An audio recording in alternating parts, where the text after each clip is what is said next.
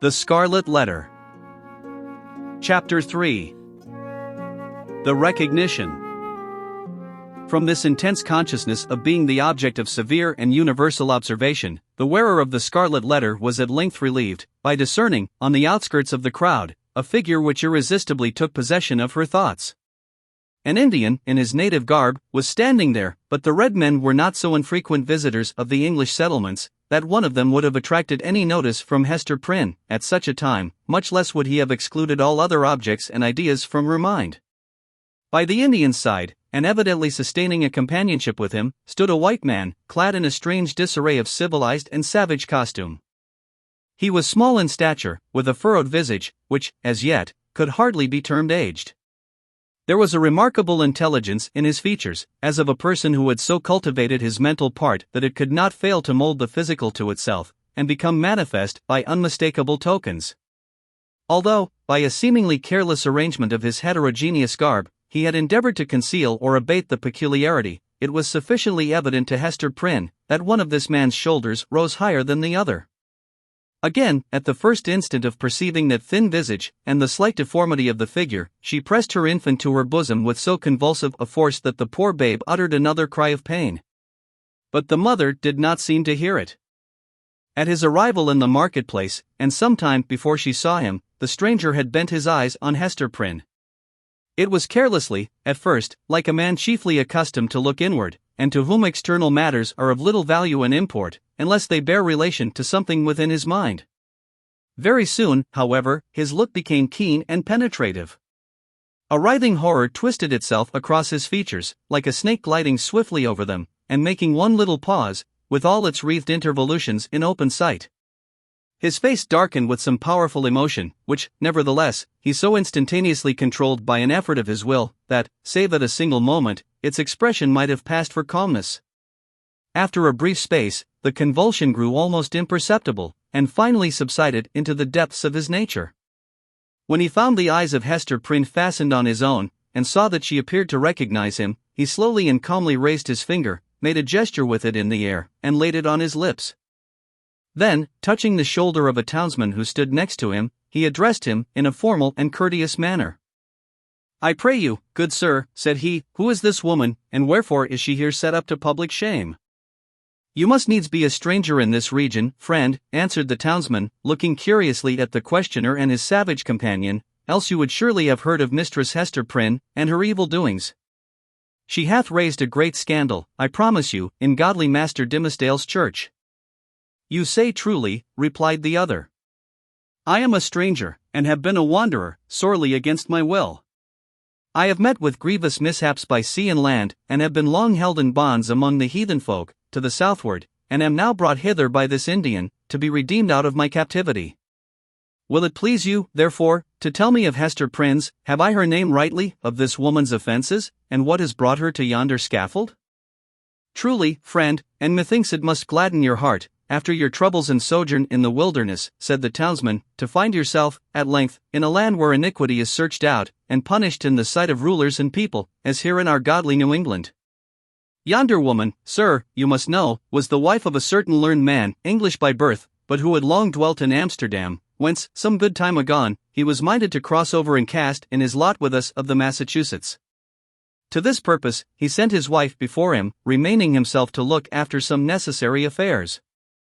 Marry, good sir, in some 2 years, or less, that the woman has been a dweller here in Boston, no tidings have come of this learned gentleman, Master Prynne, and his young wife, look you, being left to her own misguidance." Ah, I concede you," said the stranger, with a bitter smile. "So learned a man as you speak of should have learned this too in his books. And who, by your favor, sir, may be the father of yonder babe, it is some 3 or 4 months old, I should judge, which Mistress Prynne is holding in her arms." "Of a truth, friend, that matter remaineth a riddle, and the Daniel who shall expound it is yet a wanting," answered the townsman. "Madam Hester absolutely refuseth to speak, and the magistrates have laid their heads together in vain. Peradventure the guilty one stands looking on at this sad spectacle, unknown of man, and forgetting that God sees him. The learned man," observed the stranger, with another smile, "should come himself, to look into the mystery." "It behooves him well, if he be still in life," responded the townsman. Now, good sir, our Massachusetts magistracy, bethinking themselves that this woman is youthful and fair, and doubtless was strongly tempted to her fall, and that, moreover, as is most likely, her husband may be at the bottom of the sea, they have not been bold to put in force the extremity of our righteous law against her. The penalty thereof is death. But in their great mercy and tenderness of heart, they have doomed Mistress Prynne to stand only a space of 3 hours on the platform of the pillory, and then and thereafter, for the remainder of her natural life, to wear a mark of shame upon her bosom. A wise sentence, remarked the stranger, gravely bowing his head. Thus she will be a living sermon against sin, until the ignominious letter be engraved upon her tombstone. It irks me, nevertheless, that the partner of her iniquity should not, at least, stand on the scaffold by her side. But he will be known, he will be known, he will be known. He bowed courteously to the communicative townsman, and, whispering a few words to his Indian attendant, they both made their way through the crowd. While this passed, Hester Prynne had been standing on her pedestal, still with a fixed gaze towards the stranger, so fixed a gaze, that, at moments of intense absorption, all other objects in the visible world seemed to vanish, leaving only him and her. Such an interview, perhaps, would have been more terrible than even to meet him as she now did, with the hot, midday sun burning down upon her face, and lighting up its shame, with the scarlet token of infamy on her breast, with the sin-born infant in her arms, with the whole people, drawn forth as to a festival, staring at the features that should have been seen only in the quiet gleam of the fireside, in the happy shadow of a home, or beneath a matronly veil, at church. Dreadful as it was, she was conscious of a shelter in the presence of these 1,000 witnesses. It was better to stand thus, with so many betwixt him and her, than to greet him, face to face, they two alone. She fled for refuge, as it were, to the public exposure, and dreaded the moment when its protection should be withdrawn from her. Involved in these thoughts, she scarcely heard a voice behind her, until it had repeated her name more than once, in a loud and solemn tone, audible to the whole multitude. "Hearken unto me, Hester Prynne," said the voice. It has already been noticed, that directly over the platform on which Hester Prynne stood was a kind of balcony, or open gallery, appended to the meeting-house. It was the place whence proclamations were wont to be made, amidst an assemblage of the magistracy, with all the ceremonial that attended such public observances in those days. Here, to witness the scene which we are describing, sat Governor Bellingham himself, with 4 sergeants about his chair, bearing halberds, as a guard of honor. He wore a dark feather in his hat, a border of embroidery on his cloak, and a black velvet tunic beneath, a gentleman advanced in years, with a hard experience written in his wrinkles. He was not ill-fitted to be the head and representative of a community, which owed its origin and progress, and its present state of development, not to the impulses of youth, but to the stern and tempered energies of manhood, and the somber sagacity of age, accomplishing so much, precisely because it imagined and hoped so little. The other eminent characters, by whom the chief ruler was surrounded, were distinguished by a dignity of mien, belonging to a period when the forms of authority were felt to possess the sacredness of divine institutions. They were, doubtless, good men, just and sage. But, out of the whole human family, it would not have been easy to select the same number of wise and virtuous persons, who should be less capable of sitting in judgment on an erring woman's heart, and disentangling its mesh of good and evil, than the sages of rigid aspect towards whom Hester Prynne now turned her face. She seemed conscious, indeed, that whatever sympathy she might expect lay in the larger and warmer heart of the multitude, for, as she lifted her eyes towards the balcony, the unhappy woman grew pale and trembled. The voice which had called her attention was that of the Reverend and famous John Wilson, the eldest clergyman of Boston, a great scholar, like most of his contemporaries in the profession, and withal a man of kind and genial spirit. This last attribute, however, had been less carefully developed than his intellectual gifts, and was, in truth, rather a matter of shame than self-congratulation with him. There he stood, with a border of grizzled locks beneath his skullcap, while his grey eyes, accustomed to the shaded light of his study, were winking, like those of Hester's infant, in the unadulterated sunshine. He looked like the darkly engraved portraits which we see prefixed to old volumes of sermons, and had no more right than one of those portraits would have, to step forth, as he now did, and meddle with a question of human guilt, passion, and anguish.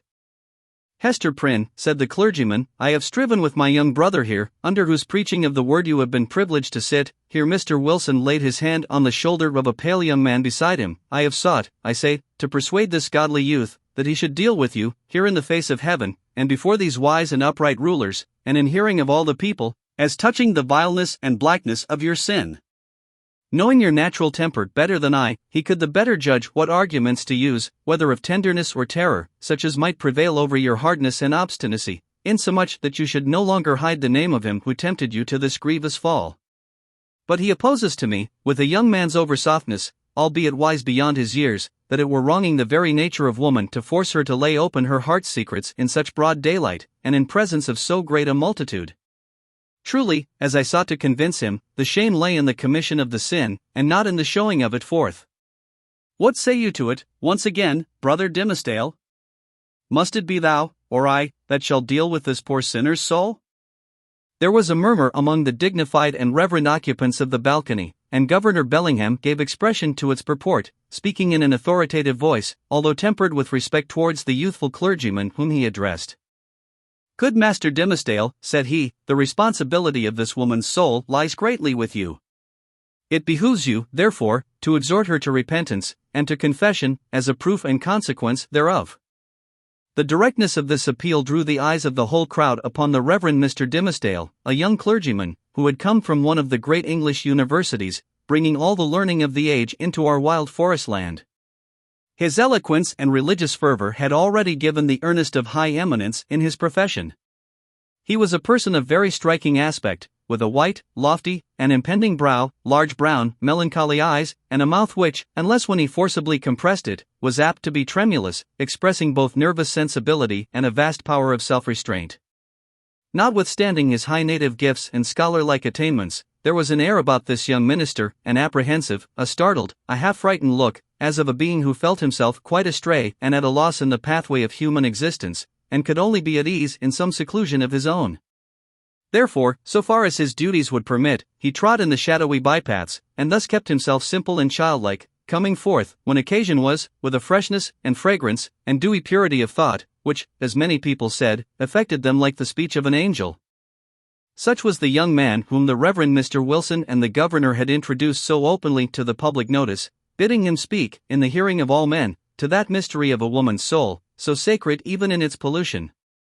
The trying nature of his position drove the blood from his cheek, and made his lips tremulous. Speak to the woman, my brother, said Mr. Wilson. It is of moment to her soul, and therefore, as the worshipful Governor says, momentous to thine own, in whose charge hers is. Exhort her to confess the truth. The Reverend Mr. Dimmesdale bent his head, in silent prayer, as it seemed, and then came forward.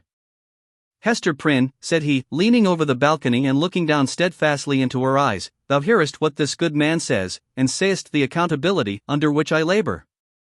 If thou feelest it to be for thy soul's peace, and that thy earthly punishment will thereby be made more effectual to salvation, I charge thee to speak out the name of thy fellow sinner and fellow sufferer. Be not silent from any mistaken pity and tenderness for him, for, believe me, Hester, though he were to step down from a high place, and stand there beside thee, on thy pedestal of shame, yet better were it so than to hide a guilty heart through life. What can thy silence do for him, except it tempt him, yea, compel him, as it were, to add hypocrisy to sin? Heaven hath granted thee an open ignominy, that thereby thou mayest work out an open triumph over the evil within thee, and the sorrow without. Take heed how thou deniest to him, who, perchance, hath not the courage to grasp it for himself, the bitter, but wholesome, cup that is now presented to thy lips. The young pastor's voice was tremulously sweet, rich, deep, and broken. The feeling that it so evidently manifested, rather than the direct purport of the words, caused it to vibrate within all hearts, and brought the listeners into one accord of sympathy. Even the poor baby, at Hester's bosom, was affected by the same influence, for it directed its hitherto vacant gaze towards Mr. Dimmesdale, and held up its little arms, with a half-pleased, half-plaintive murmur. So powerful seemed the minister's appeal, that the people could not believe but that Hester Prynne would speak out the guilty name, or else that the guilty one himself, in whatever high or lowly place he stood, would be drawn forth by an inward and inevitable necessity, and compelled to ascend to the scaffold. Hester shook her head. Woman, transgress not beyond the limits of heaven's mercy, cried the Reverend Mr. Wilson, more harshly than before. That little babe hath been gifted with a voice, to second and confirm the counsel which thou hast heard. Speak out the name. That, and thy repentance, may avail to take the scarlet letter off thy breast. Never, replied Hester Prynne, looking, not at Mr. Wilson, but into the deep and troubled eyes of the younger clergyman. It is too deeply branded. ye cannot take it off. And would that I might endure his agony, as well as mine. Speak, woman, said another voice, coldly and sternly, proceeding from the crowd about the scaffold. Speak, and give your child a father. I will not speak, answered Hester, turning pale as death, but responding to this voice, which she too surely recognized. And my child must seek a heavenly father, she shall never know an earthly one. She will not speak, murmured Mr. Dimmesdale, who, leaning over the balcony, with his hand upon his heart, had awaited the result of his appeal. He now drew back, with a long respiration. Wondrous strength and generosity of a woman's heart. She will not speak. Discerning the impracticable state of the poor culprit's mind, the elder clergyman, who had carefully prepared himself for the occasion, addressed to the multitude a discourse on sin in all its branches, but with continual reference to the ignominious letter.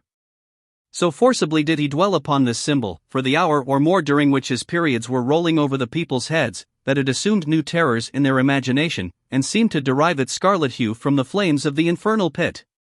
Hester Prynne, meanwhile, kept her place upon the pedestal of shame, with glazed eyes, and an air of weary indifference.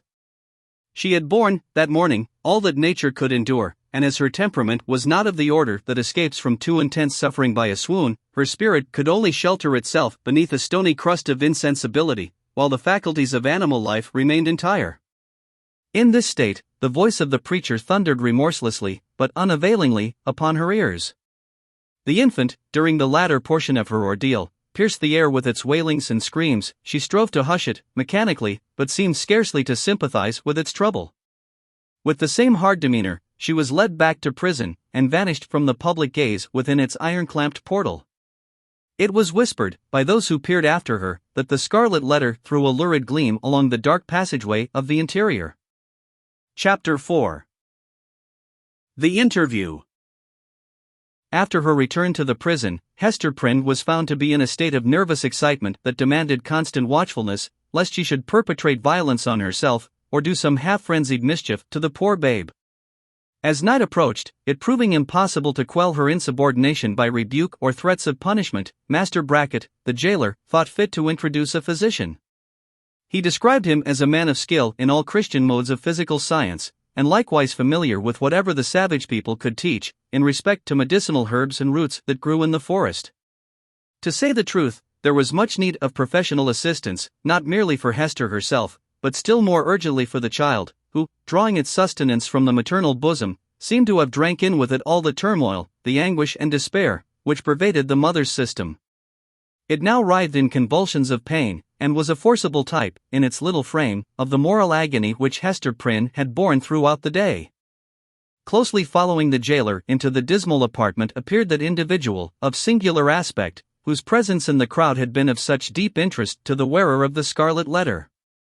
He was lodged in the prison, not as suspected of any offense, but as the most convenient and suitable mode of disposing of him, until the magistrate should have conferred with the Indian sagamores respecting his ransom. His name was announced as Roger Chillingworth. The jailer, after ushering him into the room, remained a moment, marveling at the comparative quiet that followed his entrance, for Hester Prynne had immediately become as still as death, although the child continued to moan. "Prithee, friend, leave me alone with my patient," said the practitioner. "Trust me, good jailer, you shall briefly have peace in your house, and, I promise you, Mistress Prynne shall hereafter be more amenable to just authority than you may have found her heretofore." "Nay, if your worship can accomplish that," answered Master Brackett, "I shall own you for a man of skill indeed. Verily, the woman hath been like a possessed one, and there lacks little, that I should take in hand to drive Satan out of her with stripes." The stranger had entered the room with the characteristic quietude of the profession to which he announced himself as belonging. Nor did his demeanor change, when the withdrawal of the prison keeper left him face to face with the woman, whose absorbed notice of him in the crowd had intimated so close a relation between himself and her. His first care was given to the child, whose cries, indeed, as she lay writhing on the trundle bed, made it of peremptory necessity to postpone all other business to the task of soothing her. He examined the infant carefully, and then proceeded to unclasp a leathern case, which he took from beneath his dress. It appeared to contain medical preparations, one of which he mingled with a cup of water. "My old studies in alchemy," observed he, and my sojourn, for above a year past, among a people well versed in the kindly properties of simples, have made a better physician of me than many that claim the medical degree. Here, woman. The child is yours, she is none of mine, neither will she recognize my voice or aspect as a father's. Administer this draught, therefore, with thine own hand. Hester repelled the offered medicine, at the same time gazing with strongly marked apprehension into his face. Wouldst thou avenge thyself on the innocent babe? Whispered she. Foolish woman, responded the physician, half coldly, half soothingly. What should ail me, to harm this misbegotten and miserable babe? The medicine is potent for good, and were it my child, yea, mine own, as well as thine, I could do no better for it. As she still hesitated, being, in fact, in no reasonable state of mind, he took the infant in his arms, and himself administered the draught. It soon proved its efficacy, and redeemed the leech's pledge. The moans of the little patient subsided, its convulsive tossings gradually ceased, and, in a few moments, as is the custom of young children after relief from pain, it sank into a profound and dewy slumber. The physician, as he had a fair right to be turned, next bestowed his attention on the mother. With calm and intense scrutiny he felt her pulse, looked into her eyes, a gaze that made her heart shrink and shudder, because so familiar, and yet so strange and cold, and, finally, satisfied with his investigation, proceeded to mingle another draught. I know not Lethe nor Nepenthe, remarked he, but I have learned many new secrets in the wilderness, and here is one of them, a recipe that an Indian taught me, in requital of some lessons of my own, that were as old as Paracelsus. Drink it. It may be less soothing than a sinless conscience. That I cannot give thee. But it will calm the swell and heaving of thy passion, like oil thrown on the waves of a tempestuous sea. He presented the cup to Hester, who received it with a slow, earnest look into his face, not precisely a look of fear, yet full of doubt and questioning, as to what his purposes might be. She looked also at her slumbering child. I have thought of death, said she, have wished for it, would even have prayed for it, were it fit that such as I should pray for anything. Yet if death be in this cup, I bid thee think again, ere thou beholdest me quaff it. See! It is even now at my lips. Drink, then, replied he, still with the same cold composure. Dost thou know me so little, Hester Prynne? Are my purposes wont to be so shallow?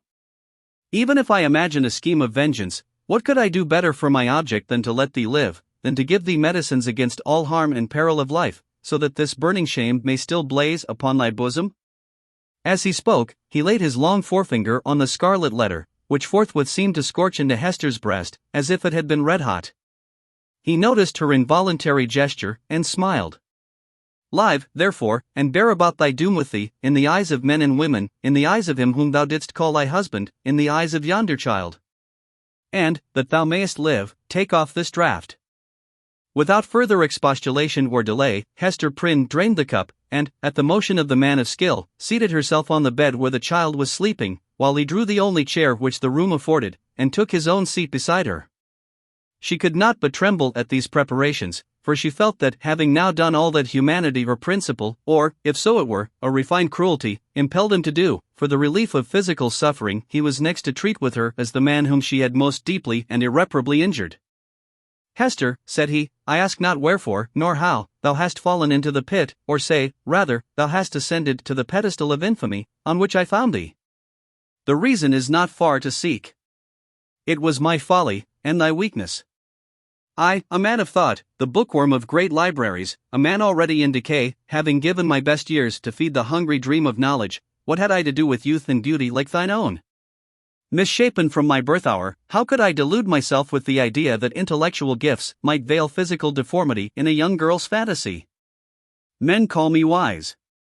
If sages were ever wise in their own behoof, I might have foreseen all this. I might have known that, as I came out of the vast and dismal forest, and entered this settlement of Christian men, the very first object to meet my eyes would be thyself, Hester Prynne, standing up, a statue of ignominy, before the people. Nay, from the moment when we came down the old church steps together, a married pair, I might have beheld the balefire of that Scarlet Letter blazing at the end of our path. Thou knowest, said Hester, for, depressed as she was, she could not endure this last quiet stab at the token of her shame, thou knowest that I was frank with thee. I felt no love, nor feigned any. True, replied he. It was my folly. I have said it. But, up to that epoch of my life, I had lived in vain. The world had been so cheerless. My heart was a habitation large enough for many guests, but lonely and chill, and without a household fire. I longed to kindle one. It seemed not so wild a dream, old as I was, and somber as I was, and misshapen as I was, that the simple bliss, which is scattered far and wide, for all mankind to gather up, might yet be mine. And so, Hester, I drew thee into my heart, into its innermost chamber, and sought to warm thee by the warmth which thy presence made there. I have greatly wronged thee, murmured Hester. We have wronged each other, answered he. Mine was the first wrong, when I betrayed thy budding youth into a false and unnatural relation with my decay. Therefore, as a man who has not thought and philosophized in vain, I seek no vengeance, plot no evil against thee. Between thee and me the scale hangs fairly balanced. But, Hester, the man lives who has wronged us both. Who is he?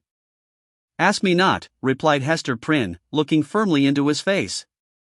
That thou shalt never know. Never, sayest thou, rejoined he, with a smile of dark and self-relying intelligence. Never know him. Believe me, Hester, there are few things, whether in the outward world, or, to a certain depth, in the invisible sphere of thought, few things hidden from the man who devotes himself earnestly and unreservedly to the solution of a mystery. Thou mayest cover up thy secret from the prying multitude. Thou mayest conceal it, too, from the ministers and magistrates, even as thou didst this day, when they sought to wrench the name out of thy heart, and give thee a partner on thy pedestal. But, as for me, I come to the inquest with other senses than they possess. I shall seek this man, as I have sought truth in books, as I have sought gold in alchemy. There is a sympathy that will make me conscious of him. I shall see him tremble. I shall feel myself shudder, suddenly and unawares. Sooner or later, he must needs be mine. The eyes of the wrinkled scholar glowed so intensely upon her, that Hester Prynne clasped her hands over her heart, dreading lest he should read the secret there at once. Thou wilt not reveal his name? Not the less he is mine, resumed he, with a look of confidence, as if destiny were at one with him. He bears no letter of infamy wrought into his garment, as thou dost, but I shall read it on his heart. Yet fear not for him. Think not that I shall interfere with heaven's own method of retribution, or, to my own loss, betray him to the gripe of human law.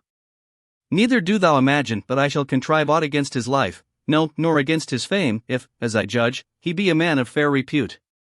Let him live. Let him hide himself in outward honor, if he may. Not the less he shall be mine. Thy acts are like mercy, said Hester, bewildered and appalled. But thy words interpret thee as a terror. One thing, thou that wast my wife, I would enjoin upon thee, continued the scholar. Thou hast kept the secret of thy paramour. Keep, likewise, mine. There are none in this land that know me. Breathe not, to any human soul, that thou didst ever call me husband. Here, on this wild outskirt of the earth, I shall pitch my tent, for, elsewhere a wanderer, and isolated from human interests, I find here a woman, a man, a child, amongst whom and myself there exist the closest ligaments. No matter whether of love or hate, no matter whether of right or wrong. Thou and thine, Hester Prynne, belong to me. My home is where thou art, and where he is. But betray me not. Wherefore dost thou desire it? Inquired Hester, shrinking, she hardly knew why, from this secret bond. Why not announce thyself openly, and cast me off at once? It may be, he replied, because I will not encounter the dishonor that besmirches the husband of a faithless woman. It may be for other reasons. Enough, it is my purpose to live and die unknown. Let, therefore, thy husband be to the world as one already dead, and of whom no tidings shall ever come. Recognize me not, by word, by sign, by look. Breathe not the secret, above all, to the man thou wottest of. Shouldst thou fail me in this, beware. His fame, his position, his life, will be in my hands. Beware. I will keep thy secret, as I have his, said Hester. Swear it, rejoined he. And she took the oath. And now, Mistress Prynne, said old Roger Chillingworth, as he was hereafter to be named, I leave thee alone with thy infant, and the Scarlet Letter. How is it, Hester? Doth thy sentence bind thee to wear the token in thy sleep? Art thou not afraid of nightmares and hideous dreams? Why dost thou smile so at me? Inquired Hester, troubled at the expression of his eyes. Art thou like the black man that haunts the forest round about us? Hast thou enticed me into a bond that will prove the ruin of my soul? Not thy soul, he answered, with another smile. No, not thine.